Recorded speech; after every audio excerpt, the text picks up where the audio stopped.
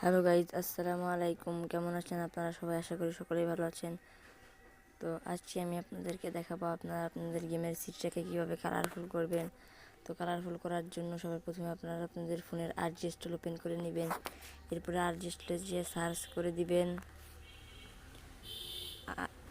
আরজিএসটলে গিয়ে সার্চ করে দিবেন RGB।